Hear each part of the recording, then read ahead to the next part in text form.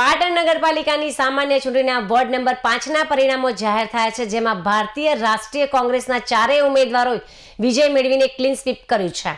પાટણ નગરપાલિકાના ward number 5માં યોજાયેલા ચૂંટણીની મતગણતરી બાદ ચૂંટણી અધિકારી દ્વારા આખરી પરિણામ પત્રક નમૂનો 21 જાહેર કરવામાં આવ્યું છે।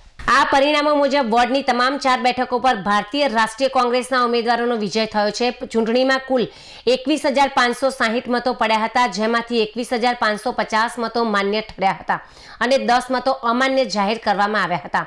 નોટામાં કુલ 69 મતો નોંધાયા હતા। વિજેતા ઉમેદવારોની વિગતો જોઈએ તો સામાન્ય બેઠક પર કોંગ્રેસના દીપક કુમાર બાબુલાલ પટેલ 3048 મતો મેળવીને વિજેતા બન્યા છે, જ્યારે સામાન્ય સ્ત્રી બેઠક પર દક્ષાબેન કિરણભાઈ પટેલ 3019 મતો મેળવીને જીત હાંસલ કરી છે।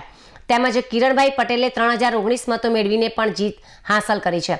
અનુસૂચિત જાતિની બેઠક પર ચંદ્રકાંત દયાશંકરભાઈ શ્રીમાળી 2854 મતો સાથે વિજયી થયા છે અને પછાત વર્ગ સ્ત્રી અનામત બેઠક પર રેખાબેન ભરતજી ઠાકોર 2400 મતો મેળવીને વિજય પતાકા લહેરાવી છે। આ વોર્ડમાં ભારતીય જનતા પાર્ટી અને આમ આદમી પાર્ટીના ઉમેદવારો પણ મેદાનમાં હતા, પરંતુ તેઓ પરાજિત થયા છે।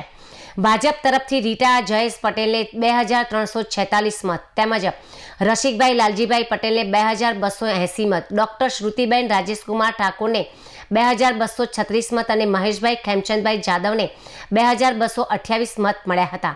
આમ આદમી પાર્ટીના ઉમેદવારો પૈકી કિંજલબેન ઉમેદભાઈ પ્રજાપતિને 617 તેમજ ધર્મિષ્ઠાબેન શિવાભાઈ ચમારને 247 અને હિતેશકુમાર જયંતિભાઈ પટેલને 203 મત પ્રાપ્ત થયા હતા। પાટણ વોર્ડ નંબર 5 નગરપાલિકાની ચૂંટણીમાં જે મતદારોએ અમને આશીર્વાદ આપ્યા છે એ બદલ તમામ મતદારોનો આભાર માનું છું અને 5 વર્ષ સુધી સતત એમની સેવામાં અમે ચારેય ઉમેદવારો કટિબદ્ધ છીએ અને પૂરી તાકાતથી એમની જે પણ સેવા થાય એ અમે ચારેય ઉમેદવારો સાથે મળી અમારી જનતાની સેવા કરીશું।